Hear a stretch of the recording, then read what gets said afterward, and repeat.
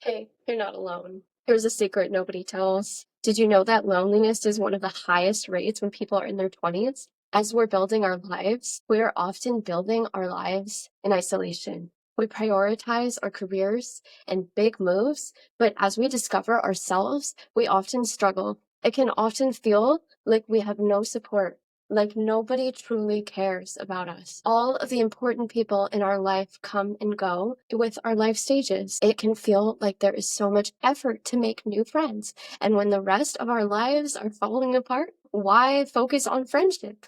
Here's why. Thanks to an 80-year-long Harvard research study, the most important predictor of our well-being is the quality of our relationships. That's right, not career, not success, not fame, not fortune, and not just looking for romance or spending time with family, which those are great too. But having strong friendship skills is also a huge predictor of happiness. To make matters worse, 2020 didn't exactly help us. Harvard also found that young adults have been the most affected by loneliness during the pandemic, and that has continued after the fact. There was already a loneliness epidemic before, but now young people are the hardest hit. We are currently trying to build our lives as we are feeling more and more alone than ever. Loneliness has significantly impacted my life. I have lived in many different places for the past 15 years. It has been challenging to constantly uproot myself and lose my community. I know what it's like to feel completely alone and friendless, a pariah, disconnected from others. My social anxiety and fear of rejection led me to actively sabotage friendship opportunities, keeping other people at arm's length. And being too shy to initiate kept me alone. Although I sometimes had acquaintances, I struggled to cultivate deeper connections that lasted longer and beyond the next move. Q 2020, after I had gone to college, I moved to a new city by myself.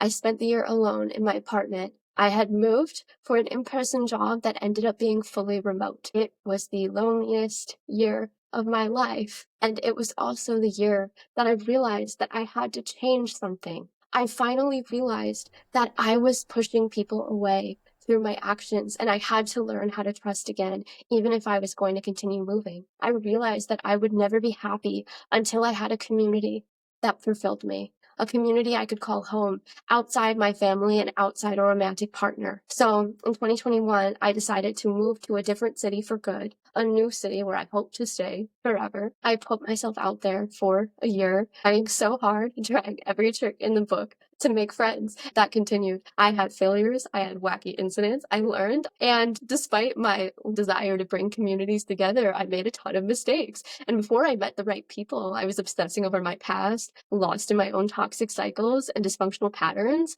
things that sometimes you don't realize until new people are around you who can call you out, people who can inspire you to be better, people who can call you higher, people who can give you a place where you are completely safe to be yourself. Friendship is better than therapy. Not that therapy's bad, but gaining a whole community of people who really care about you is incredible.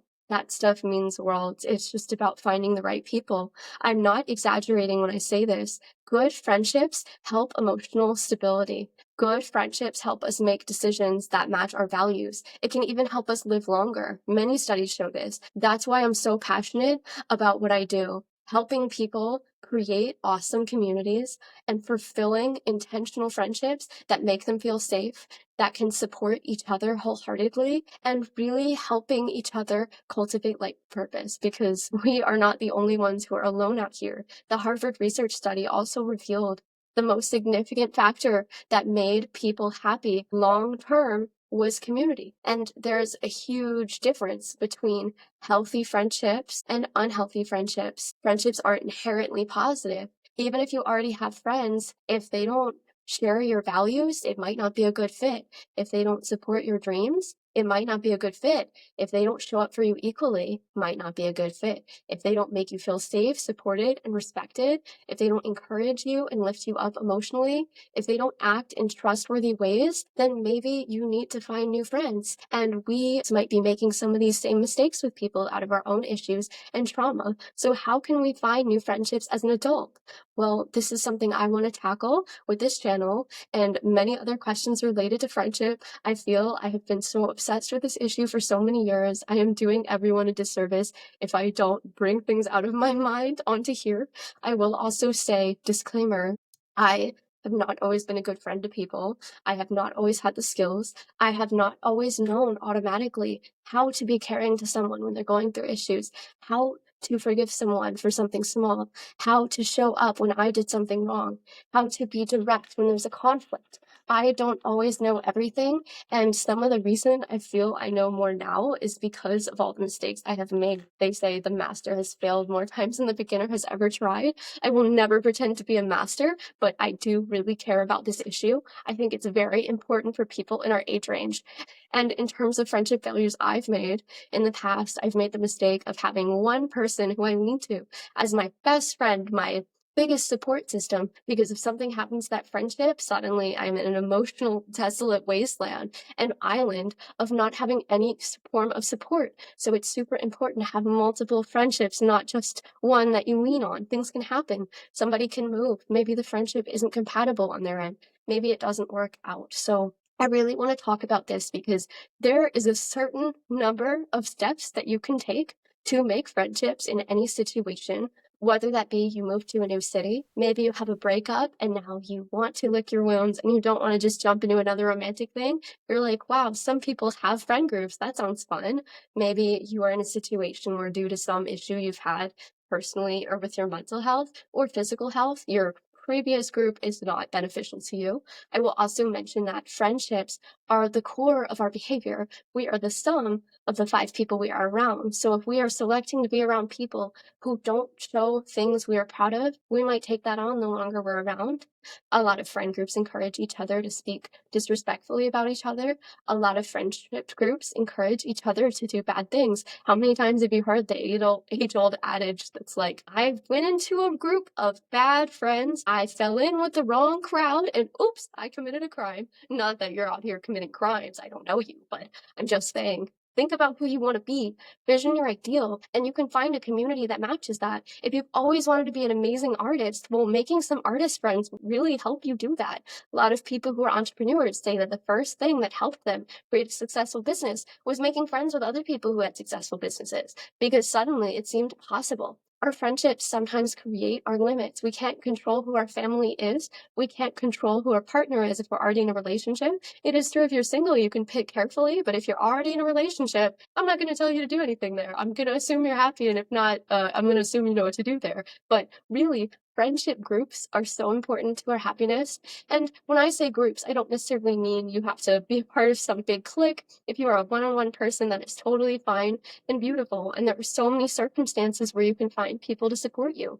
And I don't know about you, but there's a lot of situations in the modern world where it's hard to trust each other, where we might not have been in situations where people were trustworthy. There are a lot more friendships that are going to break at the tiniest fracture rather than be able to survive the years. A lot of times, one wrong thing can happen and a friendship breaks over it. And it can be really unfortunate if people have been friends for many years. And not everyone is going to be the person who will show up when you're in a serious situation. I know someone who had to go to the hospital a few years back, and she said one of the blessings of the situation, she's okay now, is that she realized that some of the friends who she didn't realize were going to show up for her showed up for her, and some of the people she considered to be her closest friends didn't. And it really reminded her of, oh, some of these friends are fair weather friends that I'm going to go out with, but they're not going to be my long-term people.